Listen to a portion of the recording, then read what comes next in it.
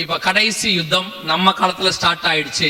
இதான் மிக முக்கியமான யுத்தம். கவனிங்க, எருசலேமிலே மூன்றாவதாக தேவாலயம் இருக்கணும். அதுதான் ஃபைனல் ப்ராஃபஸி. மூன்றாவது தேவாலயம் இருக்கணும். இது ஏற்கனவே 2 தேவாலயம் இருந்துச்சு. இந்த மாதிரி முதல் தேவாலயம் சாலமோன் கட்டினாரு, நேபுகாத்நேச்சார் இடிச்சாரு. 2வது தேவாலயம் செருபாபேல் கட்டினாரு, தீத்துராயன் இடிச்சார். ஏன் இந்த தேவாலயங்கள்லாம் இடிக்கப்பட்டது தெரியுமா? முதல் தேவாலயத்தை இவர் கட்டினார், சாலமோன். ஆண்டவர் ஏன் அது இடிக்க பர்மிஷன் கொடுத்தாரு? இத்தனைக்கும் தாவீது ஆசைப்பட்டான்னு கர்த்தர் பர்மிஷன் கொடுத்தாரு கட்டறது. ஏன் அதை இடிக்கிறதுக்கு பர்மிஷன் கொடுத்தாரு? வாசிங்க, எசேக்கியேல் புஸ்தகம் 8ஆம் அதிகாரம் 6வது வசனம் வாசி. ஒரு ஆலயத்தை தேவன் கொண்டு வருவதற்கும் ஒரு ஆலயத்தை இடிப்பதற்கும் கர்த்தரிடத்துல காரணம் உண்டு. எதையுமே சும்மா செய்ய மாட்டார். 8:6 வாசி. அவர் என்னை நோக்கி, மனுபுத்திரனே, அவர்கள் செய்கிறதை காண்கிறாயா? என் பரிசுத்த ஸ்தலத்தை விட்டு என்னை தூரமாய் போக பண்ணும்படியான இஸ்ரவேல் வம்சத்தார் இங்கே செய்கிற மிகுந்த அருவருப்புகளை காண்கிறாய் அல்லவா? ஆலயத்தை விட்டு தேவனை வெளியே அனுப்பிச்சிட்டானா? தேவாலயத்துக்குள்ள என்ன இருந்துச்சா? அருவருப்பு. என்ன அருவருப்புன்னு அப்படி கீழே போய் அப்புறம் படிச்சுக்கோங்க. 7வது வசனத்துல இருந்து இருக்கு. அந்த இடத்துல எசேக்கியேல் 8ல என்னென்ன அருவருப்பெல்லாம் தேவாலயத்துல இருக்குன்னு கர்த்தர் சொன்னாரோ அத்தனை அருவருப்பும் இன்னைக்கு உள்ள தேவாலயங்கள்ல இருக்கு. அதாவது ஒண்ணு கூட இல்ல அப்படின்னு சொல்ல வரல. சில தேவாலயங்கள்ல கர்த்தருக்கு உண்மையா இருக்கிறவங்க இருக்கிறாங்க. பெரும்பான்மையான தேவாலயங்கள் அந்த அருவருப்புன்னு கர்த்தர் என்னென்ன சொல்றாரோ நீங்க அப்புறம் படிச்சுக்கோங்க போய், அத்தனையும் இன்னைக்கு உண்டு. கவனிச்சுக்கொள்ளுங்க, சபைக்குள்ள அருவருப்பு ஒரு லிமிட் வரைக்கும் தான் கர்த்தர் அனுமதி கொடுப்பாரு. மனம் திரும்பதற்கு ஏதற்கு ஒரு டைம் உண்டு. எல்லாருக்கும் சவுலுக்கு கொடுத்த மாதிரி எல்லாருக்கும் கொடுத்திருப்பாரு. ஒரு நாள் வரும், தன் கையால் நாண்டு கொண்டு சாகர நிலைமை ஒன்று வரும். சபைக்குள்ள அருவருப்பு. கேர்ஃபுல்லா இருந்து கொள்ளுங்க. சபைக்குள்ள கர்த்தர் இதெல்லாம் அருவருக்கிறார். தேவனை ஆராதிக்கிற ஸ்தலம், அவ்வளவுதான். இதை தவிர சபைக்குள்ள வேற ஒன்றுமே கிடையாது. வாங்க, ஆராதிங்க, துதிங்க, ஸ்தோத்திரம் பண்ணுங்க, சந்தோஷமா இருங்க, வீட்டுக்கு போயிருங்க. முதல் தேவாலயத்தை கர்த்தர் இடிச்சே போட்டார். அவர் தாவீது கேட்டான்னு சொல்லி இடிச்சிட்டார். சரி, அப்புறம் ஒரு 70 வருஷம் கழிச்சு சொல்றாரு செருபாபேல்ட்ட, சரி கட்டுப்பா, திருப்பி இவனுங்க திருந்தி இருப்பானுங்க, கட்டுப்பான்றார். இப்ப கர்த்தர் என்ன சொல்றாரு பாருங்க, வாசிங்க. 24ஆம் அதிகாரம் மத்திய எழுதின சுவிசேஷம் 2வது வசனம் வாசி. மத்திய 24:2 நோக்கி, இவைகளை எல்லாம் பார்க்கிறீர்களே, இவ்விடத்தில் ஒரு கல்லின் மேல் ஒரு கல்லிராதபடிக்கு எல்லாம் இடிக்கப்பட்டு போகும் என்று மெய்யாகவே உங்களுக்கு சொல்லுகிறேன் என்றார். ஏன்? இவரே தான் கட்ட சொன்னாரு. சும்மா இருந்த செருபாபேலை கூப்பிட்டு ஆலயத்தை கட்டுப்பானாரு. அதுவும் ஒரு கல்லின் மேல் ஒரு கல் வைத்து கட்டப்பட்ட நாள் முதல் கொண்டு அப்படின்னு ஆகாய் புஸ்தகத்துல இருக்கும் 2ஆம் அதிகாரத்துல. அப்படி கட்டின ஆலயத்தை கர்த்தர் ஏன் இடிக்க சொன்னார்? அவர் சொன்னார், ஒரு கல்லின் மேல் ஒரு கல்லில்லாதபடிக்கு இடிக்கப்பட்டு போகும். என்ன காரணம்? வாசிங்க, மத்திய எழுதின சுவிசேஷம் 21ஆம் அதிகாரம் 12வது வசனம் வாசிங்க. மத்திய 21:12. இயேசு தேவாலயத்தில் பிரவேசித்து ஆலயத்தில் விற்கிறவர்களும் கொள்ளுகிறவருமாகிய யாவரையும் வெளியே துரத்தி காசுக்காரருடைய பலகைகளையும் புறா விற்கிறவர்களின் ஆசனங்களையும் கவிழ்த்து, என்னுடைய வீடு ஜெப வீடு எனப்படும் என்று எழுதியிருக்கிறது, நீங்களோ அதை கள்ளர் குகையாக்கினீர்கள் என்றார். காரணம் என்ன ஆயிப்போச்சு? சர்ச்சை என்னவோ மாறிடுச்சு. கமர்ஷியல் சைட், பிசினஸ் சென்டர், உள்ளுக்குள்ள எல்லா வியாபாரமும் நடக்குது. இப்ப அவன் புறா வித்தது சரியா தப்பா? ஆலயத்துக்குள் புறா வித்தது சரியா தப்பா? அவன் எதுக்கு புறா வித்தான்? பலி செலுத்துறதுக்கு வித்தான். வரவங்க எல்லாம் பலி செலுத்தணும் இல்ல? அப்போ புறாவை அங்கேயே வச்சுட்டா பலி செலுத்துறதுக்கு எப்படி இருக்கும்? ஈஸியா இருக்கும்ல. ஏசுநாதர் அடிச்சு நொறுக்கி விட்டாரு. இப்ப பாக்கிறதுக்கே நமக்கே கொஞ்சம் யோசனையா இருக்கு. ஏங்க, நல்ல விஷயம் தானே, புறா விற்கத்தானே. ஒரு புறா எதுக்கு வித்தான்? அவன் எதுக்கு வித்தான்? பலி செலுத்துறதுக்கு. இவர் ஏன் அடிச்சு நொறுக்கிறாரு? ஆக்சுவலா பலி செலுத்துற நோக்கம் என்னன்னா, அந்த புறாவை அவன் வாங்கிட்டு வரும்போது அவனுக்கு தெரியணும், இந்த புறா எனக்காக சாக போது, எனக்காக ரத்தம் சிந்த போது, இந்த ஆடு எனக்காக அடிக்கப்பட போது, என் பாவத்துக்காக ஒண்ணுமே கபடம் இல்லாத இந்த புறா சாக போதேன்னு அவன் ஃபீல் பண்ணணும். அதுக்குதான் பலி. பலி பிசினஸ் ஆயிடுச்சு. இப்போ கொஞ்சம் அப்படியே யோசிச்சு பாருங்க, புறா விற்கிறது தப்புன்னா புறா பிரியாணி விற்கிறது சரியா தப்பா? What you say? எதுக்கு விக்கிறீங்க பிரியாணி? பில்டிங் ஃபண்ட், சர்ச்சு கட்டா. கவனிங்க, சர்ச்சு கட்டணும்ன்றத கர்த்தர் முடிவு பண்ணிட்டார்னா அதை கட்டுகிறவனை கொண்டு வந்து வாசலை நிக்க வச்சு கொடுக்க தேவன் வல்லமை உள்ளவராய் இருக்கிறார். ஏன்னா அவரே சொல்றாரு, என் ஆலயத்தை நான் கட்டுவேன். எல்லாருக்கும் தேவை உண்டு, எல்லாருக்கும் ஒவ்வொரு காலத்துல ஊழியத்தின் பாதையில தேவை வரும்.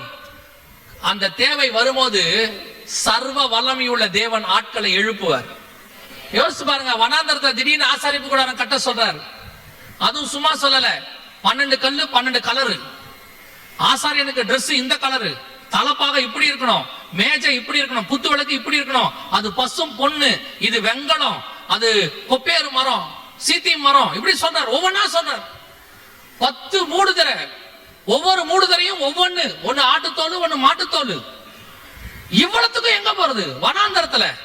இப்போ ஆசாரிப்பு கூடாரத்தினுடைய லிஸ்ட் எடுத்தீங்கன்னா தூத்துக்குடியில வாங்க முடியாது உங்களால, எல்லாத்தையும் சென்னையில வாங்க முடியாது, அவ்வளோத்தையும் வாங்க முடியாது.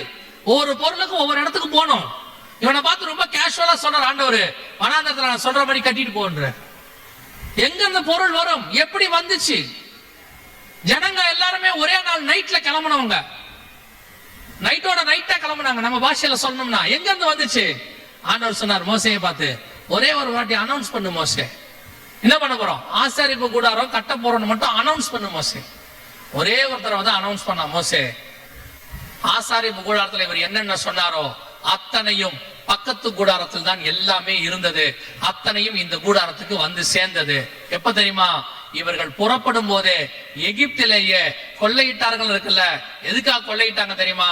ஆசாரிப்பு கூடாரத்துக்கு தேவையான அனைத்தையும் எகிப்தில இருந்து புறப்படும் போதே கர்த்தர் ரெடி பண்ணி கொடுத்துட்டார். அந்த தேவன் தான் உங்களையும் என்னையும் சபை கட்ட சொல்லுவாரு, எல்லாத்தையும் கட்ட சொல்லுவார். நம்ம இன்னைக்கு கட்ட சொல்றாருன்னா இதுக்கான தேவைக்குரியதை ஏற்கனவே ரெடி பண்ணிட்டு தான் கர்த்தர் அந்த வேலையை ஆரம்பிக்கவே சொல்லுவார். நீங்களும் நானும் தேவனுடைய ஆலயத்தை கமர்ஷியல் சைட்டாக மாற்ற வேண்டிய அவசியம் கிடையாது. தேவனுடைய ஆலயத்துக்கும் வியாபாரத்திற்கும் சம்பந்தம் இல்லை. விசுவாசிகளுக்கு சொல்றேன், சபைக்குள்ள உட்காந்துக்கிட்டு புடவை வியாபாரம் பண்றது, நீ வெளியே செஞ்சா கூட உன்னை மன்னிச்சிருவாரு, உள்ள செஞ்சா கண்டிப்பா நீ நடுத்தரல நிப்ப. இப்ப நீங்க என்ன நினைக்கிறீங்க தெரியுமா? எதுக்கு பாஸ்டர் இந்த ஆளை கூப்பிட்டாரு? அப்படிதான் நினைக்கிறீங்க. ஏன்னா நீங்க பண்றதெல்லாம் சொல்லக்கூடாது. சபைக்குள்ள உட்காந்துட்டு வட்டி குடுறான், உருப்படவே மாட்டேன். நீங்க கேட்டா சொல்றது அநியாய வட்டி இல்ல, நியாய வட்டி 4 தான், வெளியே 10 செத்திங்க. நீங்க வாங்குற வட்டி பணத்தை ஹாஸ்பிட்டல்ல கொடுக்காம விடவே மாட்டாரு கர்த்தர். கேர்ஃபுல்லா இருந்து கொள்ளுங்க. சபை என்பது தேவனை ஆராதிக்கிற ஸ்தலம் மட்டுமே. இங்கே வேற எதற்கான இடமும் கிடையாது. வியாபாரமோ இங்க உட்கார்ந்து வேற எந்த வேலையும் செய்யக்கூடாது. ஒன்னே ஒண்ணுதான் செய்யலாம். வாங்க, துதிங்க, ஆராதனைங்க, கர்த்தரை மகிமைப்படுத்துங்க, ஆவியில நிறைங்க, வசனத்தை பெற்றுக்கொள்ளுங்க, ஊழியம் பண்ணுங்க, போயிட்டே இருங்க. இதை தவிர்த்து சபைக்குள்ள என்ன செய்யக்கூடாது? No business. பிசினஸ் வெளியே பண்ணிக்கோங்க, அது உங்க இஷ்டம். ஏன்னா வியாபாரிகள் நம்ம வெளியே வியாபாரம் பண்றோம், அதை எங்க கொண்டாந்துராதீங்க, சபைக்குள்ள கொண்டாந்துராதீங்க, நல்லதல்ல. 2 ஆலயத்தையும் கர்த்தர் இடிச்சு போட்டார். ஆனா வசனத்தின்படி 3வது ஆலயம் வரும். அதை நான் சொல்லிட்டு முடிக்கிறேன்.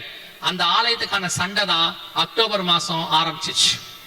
போன அக்டோபர் 7ஆம் தேதி ஆரம்பிச்சிச்சு இல்லையா? அந்த சண்டை தான் ஆரம்பிச்சிச்சு. இந்த சண்டையினுடைய முடிவு என்னவா இருக்கும் நான் உங்களுக்கு சொல்லிட்டு முடிக்கிறேன். கவனிங்க. முதல் யுத்தம் 1948 தேசத்துக்கான யுத்தம். முடிவு தேசம் யாருக்கிட்ட வந்துச்சு? இஸ்ரவேல்கிட்ட வந்துச்சு. 2வது யுத்தம் தலைநகருக்கானது. கடைசியில் தலைநகர் யாருக்கிட்ட வந்துருச்சு? இஸ்ரவேல்கிட்ட. இப்ப 3வது யுத்தம் என்ன தெரியுமா? அந்த யுத்தத்துக்கு பேர் பாருங்க, அதுக்கு பேர் என்ன கொடுத்திருக்கான் பாருங்க. எல்லாம் கொடுத்திருக்கான், அல் அக்ஸா ஃப்ளட். அப்படின்னா என்னங்க அர்த்தம்? இந்த மாஸ்க், நீங்க பார்க்கிற மாஸ்க் இந்த வருஷமோ அடுத்த வருஷமோ எனக்கு தீர்க்க தரிசனம் தெரியாது. ஆனா ஒண்ணு மட்டும் நடக்கும், இந்த மாஸ்க் கீழே விழுகிறதை நீங்கள் காண்பீர்கள். இதுதான் அடையாளம். நீங்கள் கீழே விழுகிறதை காண்பிக்கும் பொழுது, வாசிங்க லூக்கா எழுதின சுவிசேஷம் 21ஆம் அதிகாரம் 24வது வசனம், நிறைவேறுகிறது என்ற அர்த்தம். அங்க ஒரு தீர்க்க தரிசனம் இருக்கு. அது நிறைவேறுகிறது என்று அர்த்தம். லூக்கா 21:24 வாசிங்க. பட்டய கருக்கினாலே விழுவார்கள், சகல புறஜாதிகளுக்குள்ளும் சிறைப்பட்டு போவார்கள். புறஜாதியாரின் காலம் நிறைவேறும் புறஜாதியாரின் காலம் நிறைவேறும் வரை எருசலேம் புறஜாதியாரால் மிதிக்கப்படும். இதான் புறஜாதியார் மிதிக்கிறது. இந்த பரிசுத்த ஆலயம் இருந்த இடத்தை இப்ப யார் மிதிக்கிறது? புறஜாதியார் இந்த ஒரு இடத்தை மிதிச்சிட்டு இருக்கிறாங்க. இது இடிஞ்ச உடனே இதை சுத்திலும் இஸ்ரவேலர்கள் வேலி போட்டுருவான். யாரும் உள்ள வரக்கூடாதுன்னு சொல்லிடுவான். புறஜாதியார் உள்ளே நுழையாதபடி சேஃப் பண்ணிடுவான். இதான் புறஜாதியார் நிறைவேறுகிற காலம். அது இன்னொரு அடையாளம் என்னன்னா, சபையின் காலம் முடிவடைகிறது என்று அர்த்தம். பரிசுத்த ஸ்தலத்தில் புறஜாதியார் இருக்குன்னு அர்த்தம். இதோட சபையின் காலம் என்ன ஆக போகுது? முடிவுக்கு வரப்போகுது. அந்த சபையின் காலம் முடிவுக்கு வருவதற்கான யுத்தம் தான் இப்பொழுது ஆரம்பிச்சிருக்குது.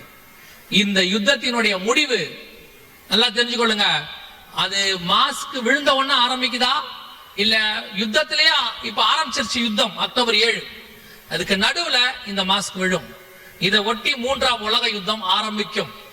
இப்ப எல்லாமே கண்ணாடி மாதிரி கைகிட்ட இருக்குது. நல்லா தெரிஞ்சுக்கொள்ளுங்க. இனிமேட்டு நடக்க போது இல்ல, ஆல்ரெடி ஸ்டார்டட். உங்க கண்ணுக்கு முன்னாடி இதை விழுகிறதை நீங்கள் காணும் போது உங்களுக்கு ஒண்ணு தெரியணும். புறஜாதியாருடைய பரிசுத்த ஸ்தலத்தில் நின்றிருந்த கடைசி காரியமும் விழுந்து விட்டது. இனி கண்டிப்பாக காலம் செல்லாது. அவர்கள் அந்த இடத்துல தேவாலயம் கட்ட ஆரம்பிப்பார்கள். அதற்குள்ளாக உங்களையும் என்னையும் மீட்க வருவேன் என்று இயேசு வாக்குத்தத்தம் பண்ணினார். அந்த வாக்குத்தத்தம் 100% நிறைவேற போகிறது. இப்ப இந்த மாஸ்க் தான் நமக்கு அடையாளம். விழுந்துருச்சுன்னா அவங்க தேவாலயம் கட்டுறதுக்குள்ள முடிக்கிறதுக்குள்ள ஆண்டவர் வந்துருவார். சபை எடுத்துக்கொள்ளப்படும். அவங்களுக்கு பகிரங்க வருது, அது வேற. நமக்கு சபை எடுத்துக்கொள்ளப்படும். இப்ப யோசிச்சு பாருங்க, இந்த மாஸ்க் விழுந்தாதான் ஆலயம் கட்ட முடியும். மாஸ்க் விழுறதுக்கான யுத்தம் ஆரம்பிச்சிருச்சு. நமக்கு எவ்வளவு நேரம் இருக்குதுன்னு பாருங்க. நமக்கான கடைசி சிக்னல் கிடைச்சிருச்சு. நாங்க ரொம்ப வருஷமா அதை சொல்லிட்டே இருக்கோம், இந்த மாஸ்க் விழும். இப்ப மட்டும் அக்டோபர் 7 இருந்து இந்த மார்ச் மாசத்துக்குள்ள மட்டும் 250 மாஸ்கை இடிச்சிருக்கிறாங்க இஸ்ரவேலர்கள். காசா பகுதியில, மேற்கு கரை பகுதியில, இந்த எருசலேமை சுத்தி இருக்கிற இடங்கள்ல கிட்டத்தட்ட 250 மாஸ்க் இடிச்சிருக்காங்க. ஃபைனல் இதுதான். இது அவங்க இடிச்சாலோ, அது விழுந்தாலோ, எது நடந்தாலோ, பூமி எதிர்ச்சி வந்தாலோ, எப்படியும் அந்த மாஸ்க் விழும். விழுந்துருச்சுன்னா இந்த இடத்தில் அவர்கள் தேவாலயம் கட்ட முயற்சி செய்ய ஆரம்பிப்பார்கள். இந்த இடத்தை முழுவதும் தங்கள் கையகப்படுத்துவார்கள்.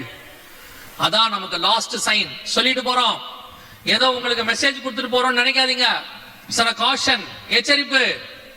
இது உங்களை சரிப்படுத்திக் கொள்றதுக்கான டைம் மட்டுமே.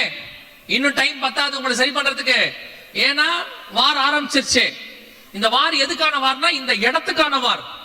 முதல்ல தேசத்துக்கான வார் முடிவு. இஸ்ரவேல் கையில தேசம் வந்துருச்சு. இரண்டாவது தலைநகரத்துக்கானது. இஸ்ரவேல் கையில தலைநகரம் வந்துருச்சு. இது ஆலயத்துக்கான வார். இப்போ ஆலயத்துக்கான இடம் அவர்கள் கைக்கு வரும். இது ஏதோ விளையாட்டா சொல்ற நினைச்சுக்காதீங்க. இது பைபிள்ல உள்ள தீர்க்க தரிசனம். அதை தான் சொல்றோம். நீங்கள் இதை காணும் போது நீங்கள் இனி பரலோகத்திற்கு ஆயத்தப்பட வேண்டிய இடத்துக்கு சபை வந்துருச்சு. இனி சபை ஒலிவ தோப்புகளையும் திராட்சை தோட்டங்களையும் வீடுகளையும் வாங்குகிற காலம் இல்லை. இது தேவனை சந்திப்பதற்கு மனவாட்டி ஆயத்தம் பண்ணுகிற காலம். ரெபேக்காள் புறப்படும் போது லாபான் கேட்டான், ஒரு 10 நாள் இருந்துட்டு போலாமா? அவன் சொன்னா, இனி ஒரு நாள் கூட தாமதிக்க முடியாது, நாங்க இமிடியேட்டா புறப்படணும். அங்க ஈசாக்கு அவர் லகாய்ரோயி துறவு கிட்ட கிளம்பிட்டாரு. நான் இப்ப கிளம்பினா தான் அவரை போய் அன்னைக்கு பார்க்க முடியும். தேவன் கடைசி யுத்தத்தை தொடங்கிட்டாரு. இனி நாம் புறப்படுகிற காலம் வந்து விட்டது. இனி பிரயாணம் தான். இனி மணவாளனை சந்திக்கிற நேரம் தான். இனி வேறொன்று கிடையாது. பாரமான யாவற்றையும் உதறி தள்ளிவிட்டு சந்திக்கிற காலம் வந்துருச்சு. இன்னும் உலகத்துக்கு பின்னாடி, மாம்சத்துக்கு பின்னாடி, பட்டத்துக்கு பின்னாடி, பதவிக்கு பின்னாடி, இச்சைக்கு பின்னாடி ஓடிக்கிட்டே இருந்தீங்கன்னா கதவு அடைக்கப்படும். அதுக்கப்புறம் எவ்வளவு தட்டினாலும் கேட்காது. இப்ப கர்த்தர் கதவை திறந்து வச்சிருக்கிறார். இப்பொழுது மிருகங்கள் உட்பட்டு கொண்டிருக்கிறது. ஒரு நாள் வரும், நோயையும் அவன் குடும்பத்தையும் உள்ளே விட்டு கர்த்தர் கதவை அடைத்தார். இப்பொழுது சபையின் காலமாய் இருக்கிறபடினாலே கதவு திறந்திருக்கிறது. இதே ரட்சண்ய நாள், இதே நற்செய்தி அறிவிக்கிற நாள், இதுவே கர்த்தருக்கு தன்னை பரிசுத்தம் பண்ணி கொள்ளுகிற நாள். இனி காலம் செல்லாது.